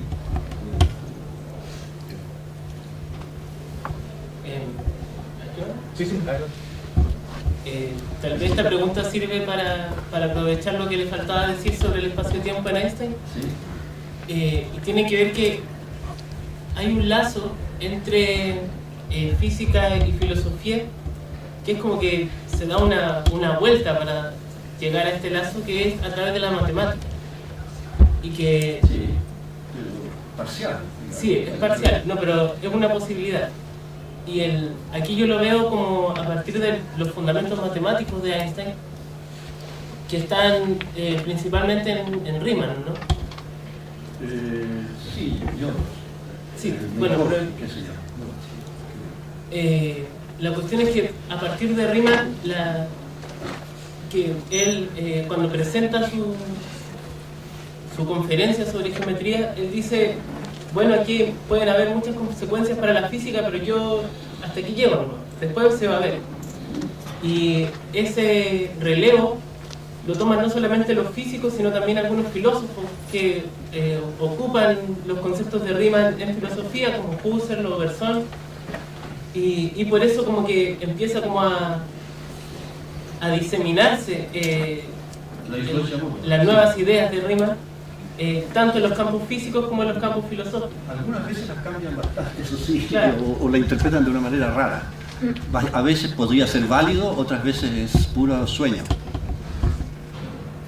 Ahora, quieren saber algo sobre el espacio-tiempo. Yo lo que iba a decir es que el espacio-tiempo, como una unidad, geometrizó demasiado el espacio. Yo tengo la impresión de que eso se ha ido liberando y se va a liberar más con la física cuántica, que enfatiza más la diferencia entre tiempo y espacio. No es aquí el momento para analizar esa idea, pero tengo pensamientos desarrollados en eso. Y en el mismo Einstein, el tiempo es decir, dos eventos o se relacionan temporalmente o se relacionan espacialmente, y es distinto. Lo que sí, en esas cosas tan geometrizadas y con el continuo usado a la manera tradicional, no con fractales o cosas nuevas, sino o con más probabilidad, incluso en las cosas con probabilidad se demuestra en la mecánica estadística, que explica prácticamente toda la termodinámica, no todo, se genera una simetría entre futuro y pasado, y que no es real. La realidad no es simétrica en ese sentido. La medición en física cuántica y las cosas de Boltzmann en mecánica estadística, que no se pueden reducir a las leyes fundamentales, que son simétricas respecto al tiempo, son más afines a lo que observamos todos los días en el mundo material. Y como ustedes ven, lo que estoy haciendo es tomando ideas que las pongo en la mente y las tomo de la realidad material. Más aún, con lo de Gödel y lo que él descubrió, tampoco vamos a entrar en el detalle de eso, se echa por tierra toda construcción abstracta basada en axiomas que yo elijo al azar. no puedo demostrar en la mayor parte de los casos, excepto ciertas cosas fundamentales como lógica proposicional y cosas así, no se puede demostrar la consistencia de los axiomas dentro de la misma ciencia esa en prácticamente ninguna de las ciencias. Ni en la teoría de conjunto, ni en la aritmética, etcétera, etcétera. Y eso significa que o lo demostramos como teoremas en una teoría más amplia que las contiene, o ¿a qué recurrimos? A los casos particulares, que los de matemáticas llaman modelo, los físicos llaman modelo más bien a lo que es general, más abstracto, pero modelo es un caso particular. Pueden ser casos particulares jerárquicamente considerados hasta llegar, por ejemplo, finalmente a lo que nos dan los sentidos. Y eso es lo que ha guiado al hombre a tan exitosamente elegir los mejores axiomas para prácticamente todas las ciencias que han funcionado bien. Están fundados en la abstracción, tal cual, antigua, común y corriente, en dos sentidos, el de Cayetano total y la formal, que es la más fundamental. Tengo dos palabras que fueron simultáneas. Bueno, dos preguntas para la primera exposición. ¿Qué crees tú que hubiese pensado, o que habría pensado, digamos, Platón, de que con el mundo geométrico, el mundo ideal, se hubiesen hecho cálculos para poder predecir un mundo real, siendo que el mundo real, o sea, el mundo de los sentidos, es una aproximación o es una imitación? Y si eso no estancó el avance de la ciencia, digamos. No sé si está claro, digamos. Entre paréntesis, la matemática ahora también tiene escuelas. Ya no es eso de la ciencia tan exacta. Y además eso de la exactitud y el error en cuanto a la medición es una mala aplicación de la Sí, palabra. pero solamente dentro del contexto platónico, no actual, dentro del contexto platónico. Que él hubiese pensado que con los cálculos dentro de ese mundo de la idea, de lo exacto, el tema de la predicción, porque predicción significa que yo me acerco al mundo sensible. Él creía en la probabilidad, creía en la verosimilitud, la opinión es probable. Es decir, él construía, lógicamente, que esto no era sin sentido. O sea, Platón tenía acceso a la inteligencia por un lado, pero también tenía acceso a lo sensible. Y lo sensible tenía que estar de acuerdo con los modelos teóricos que él iba especulando. Entonces, por ejemplo, cuando empezaba a modelar, por ejemplo, cómo se quemaba un trozo de madera, él veía efectivamente si era posible o no que se transformaran cuántas cantidades de tetraedros, digamos, en octaedros, y esos octaedros serían el humo, que sería el elemento mixto, y así, o sea, en el fondo él trataba de alguna manera de suponiendo que fuese lo más exacto posible en su modelo, de dar cuenta del mundo sensible. No sé si esa es la pregunta. O sea, estaría muy contento hoy día con el avance de la ciencia. Lógicamente, sí. Porque es muy platónico en una serie de sentidos. Lo que pasa es que se malentiende a Platón en el sentido de que no se entiende que la matemática para Platón tiene otro nivel de conocimiento, es una ciencia. En Grecia, en el contexto griego, era muy importante hacer esa distinción, de separar que la matemática es una ciencia por sobre lo que es, por ejemplo, saber que hay nubes negras y que están cantando los pajaritos por allá, entonces yo creo que va a llover. O la medicina tradicional que había en ese momento. Para Platón era fundamental, hay que ponerse en el contexto. Lógicamente, si nos ponemos en el contexto de ahora, nos suena raro, pero en el contexto de Platón es fundamental hacer esa distinción entre ciencia y opinión. Yo creo. No sé si esa es la pregunta. Ya, y la otra pregunta. Como por ejemplo Descartes es el padre, digamos, de la ciencia moderna, y tú dices que lo básico es la extensión y el volumen, entonces, ¿cómo eso se compatibiliza finalmente el cálculo diferencial, que se trata justamente del punto, digamos? O sea, está contradiciendo lo que Descartes estaba postulando, que todo era extenso y no podía haber un punto. ¿Cómo se puede...? Porque justamente ese es el punto clave que hace Newton, el giro. Porque en el fondo, ¿cuál sería la definición de momentum? Masa por velocidad. Para Descartes era volumen por velocidad. La diferencia es que está en la masa por un lado y el volumen por el otro. Y la masa es puntual. No depende, digamos, del volumen y depende de la densidad.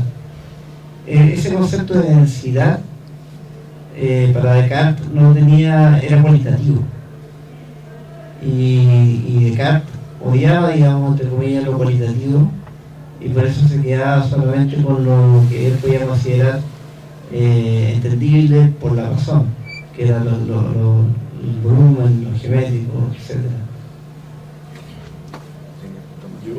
Profesor, no sé siquiera si esta pregunta corresponde a este seminario, Yeah. pero sí, los científicos están aparentemente todos de acuerdo en que el universo se está expandiendo. Hoy día, sí, es lo que se lee por lo menos en la prensa. Se está expandiendo y aceleradamente. Entonces, en muchos millones de años más, todo se va a disolver De ahí hay varias teorías. Ya. O sea, cuando digo teorías ahora, estoy usando teoría en el sentido más común y corriente, que esto es pura teoría. Cuando los físicos usan la palabra teoría, se refieren más bien a las buenas teorías bien fundamentadas, ya establecidas, como la teoría electromagnética de Maxwell. Es decir, un conjunto de verdades ya adquiridas con gran seguridad. 10 elevado a 24 órdenes, o sea, 10 por 10 por 10 por 10, 24 veces, en órdenes de magnitud, desde el tamaño de la Tierra al interior del átomo. Se ha comprobado, por ejemplo, la ley de Coulomb. Eso es más seguro que nosotros vayamos a tener mucho cuidado afuera y no nos vayan a atropellar hasta llegar a la casa, pero infinitamente más seguro. También es seguro el perfeccionamiento de la teoría electromagnética. Ya vas a ver por qué voy por este camino. El perfeccionamiento de la teoría electromagnética con la electrodinámica cuántica. O sea, electrodinámica cuántica. Con eso se pudieron explicar las 11 cifras experimentales seguras de la razón entre el momento magnético, o sea, la fuerza del electrón como imancito que es, y su momento angular, dentro de un tubo que se llama tubo de Penn, al vacío, y lo tuvieron ahí como 9 meses y se les escapó. Le midieron cosas impresionantes. Todo científico sabe reconocer un electrón cuando lo ve. Al decir ve, que se involucra muchas cosas, claro, como el Higgs. Reconocer el Higgs, ahora estamos en eso. Pero entonces teoría en el sentido de especulativo. Hay varias, es decir, hay una que es el Big Rip, ¿no? En opuesto al Big Bang, en que hasta los protones, o sea, los núcleos de los átomos de hidrógeno van a expandirse. Claro. De hecho, hasta el momento, la expansión del universo que se conoce con seguridad, o sea, teoría en el segundo sentido, más importante para los físicos, no se expande. Tampoco el sistema solar, tampoco nuestra galaxia, ni las galaxias vecinas. No se está expandiendo. El espacio sí, pero no afecta porque la gravitación es muy fuerte y es despreciable. Y además, porque se necesita comparar con algo. Toda medida es una comparación. Cuando yo mido el tiempo, estoy comparando movimientos. Es por eso que los físicos son más afines a la definición de tiempo de Aristóteles, no a la de Platón u otros. Ahora, volviendo a lo nuestro. Y entonces, el protón sigue teniendo su dimensión, incluso la estructura más fina del espacio-tiempo, que no saben mucho los físicos todavía, no sabemos mucho de eso, que está definido con ciertos parámetros característicos que se llaman longitud de Planck, energía de Planck y tiempo de Planck.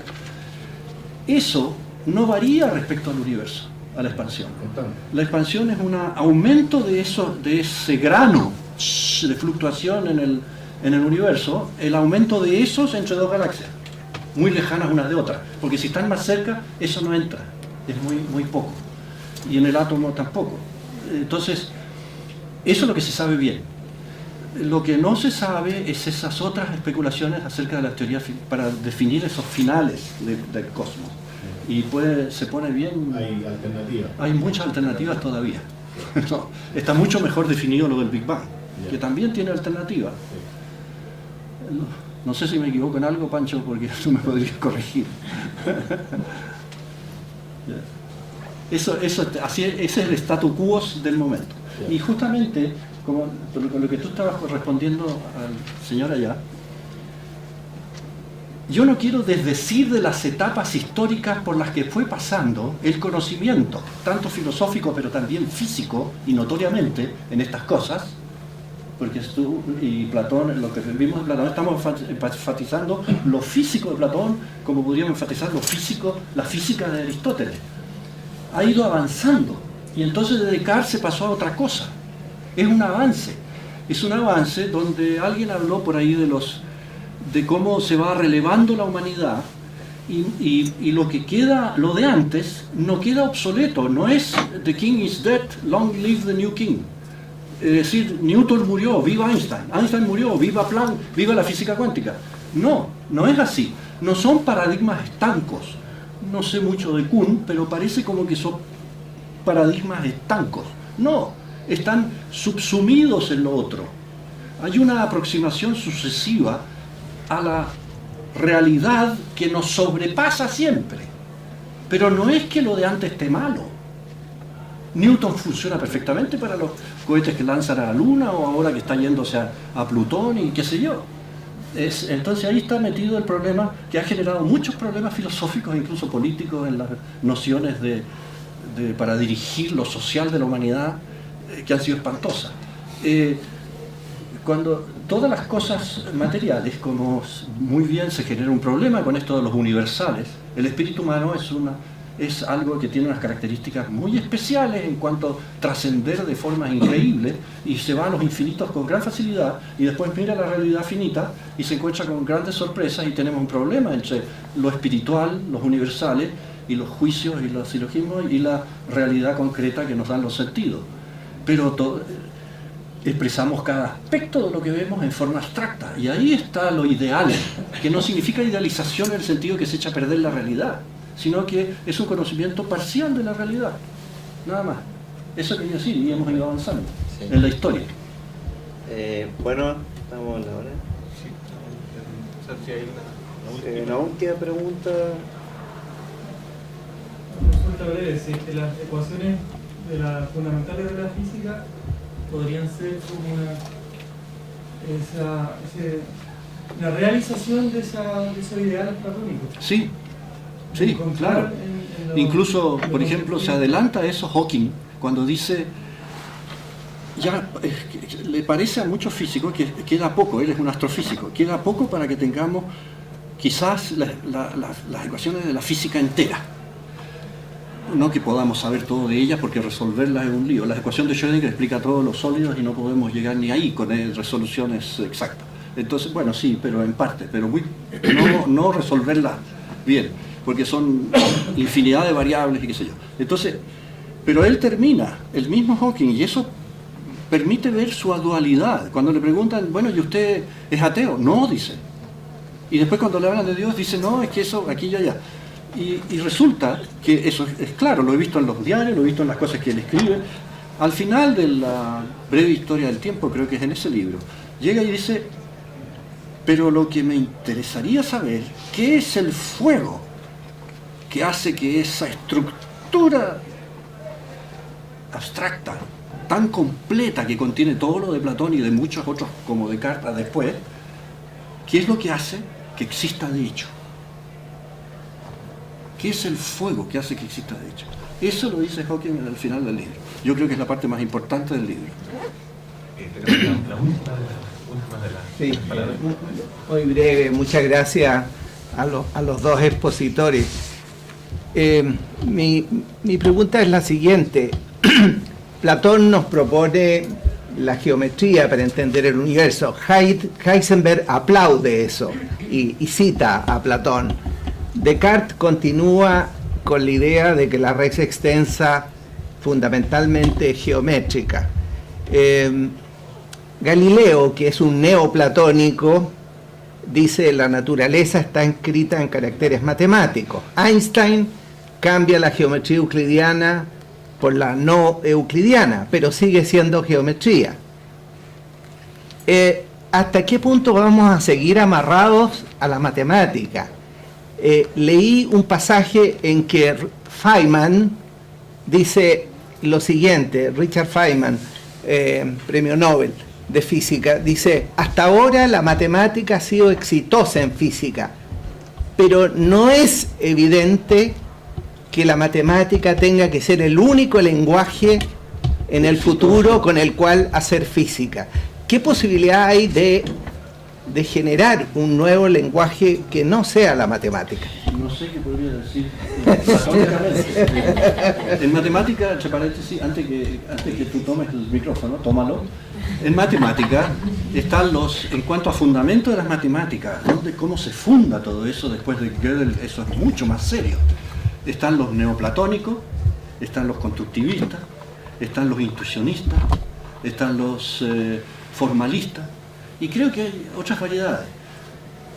Lo que dijo Gödel no es tan grave como lo ponen, yo creo. Gödel lo que dijo es que las verdades... No, para mí no es grave, sino que es importante. Sí, es importante, pero no es que haya derribado la matemática entera, sino que dijo que hay un aspecto de la matemática que no es completa. Quiere decir que hay verdades de la matemática que se pueden deducir semánticamente, que no son demostrables sintácticamente, así como... Sí, en el lenguaje, dentro del mismo sistema de axiomas y términos no definidos iniciales. Eso, sí. Y hay varios teoremas, el de completitud, el de indivisibilidad y la otra cuestión. Por ejemplo, en aritmética, si ustedes leen, es un libro bien interesante, The New Mind of the Emperor, la nueva mente del emperador de Penrose, un profesor y colega también, escribieron uno de los mejores libros de relatividad de Hawking. Él, en la segunda edición para adelante, sale, por las críticas que recibió especialmente de la parte de los psicólogos, de la psiquiatría, pero de toda la ciencia y los biólogos. Él muestra que existe, por ejemplo, un teorema, que es el teorema de Bootstein, de la aritmética, que un número que se hace crecer de una manera iterativa y termina en 0, y se pregunta uno, lo han demostrado con computadores que vale para 3, para 4, para 5, para 6, hasta que los computadores no dan más. ¿Vale para todos los números? Y Gödel demostró, en su teorema, hacen ver que eso es una de las infinidad de verdades de la aritmética que no puede deducirse en absoluto de los axiomas de Peano u otros axiomas de la aritmética. Es imposible, o sea, eso no puede ser.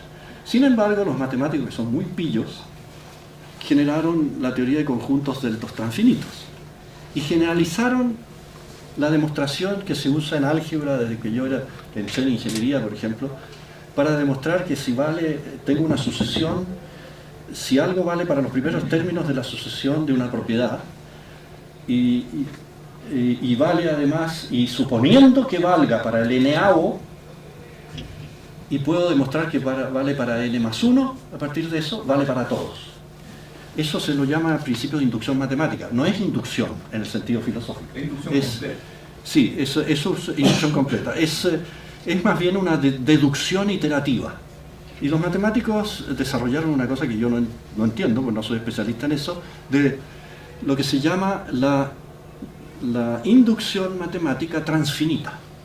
Ahora bien, con eso y la teoría de conjunto demuestran como teorema los axiomas de Peano y también el teorema de Bootstein para todos los números. Entonces, una manera de demostrar que son no contradictorios los axiomas de una determinada teoría es demostrándolos como teorema en una teoría más amplia. Pero ¿quién me dice que los axiomas de la teoría de conjunto son no contradictorios? Y así tenemos entonces un retroceso al infinito y no podemos parar nunca. Sin embargo, también dicen ellos mismos, pero no se ha puesto suficientemente énfasis en eso, en que también si yo tengo que se aplica a un conjunto de objetos particulares los axiomas, que son existentes reales, por ejemplo, u en matemática, unas cosas más concretas que hemos tenido mucho más agarre en ellas, eso demuestra que es también de Gödel, demuestra que los axiomas no son contradictorios. Entonces, hay varias cosas de Gödel en ese sentido. Una de ellas es eso que no es completo, o sea, no puedo demostrar todas las verdades dentro de la misma, pero tampoco puedo demostrar la consistencia de los axiomas. Y basta que un axioma, medio ocultamente, a veces sofisticadamente, es contradictorio con algún otro, y yo puedo en esa teoría terminar deduciendo que un pelo mío es la nobleza de Juan Pablo II, o que 3 es igual a 5. Bueno, ahí entran las lógicas que soportan contradicciones, como las paraconsistentes. Sí, bueno, eso es... al final nos quedamos con la lógica de Bull, que es la más aterrizada. Sí. Bueno, muchas gracias a todos por la participación y un aplauso al profesor.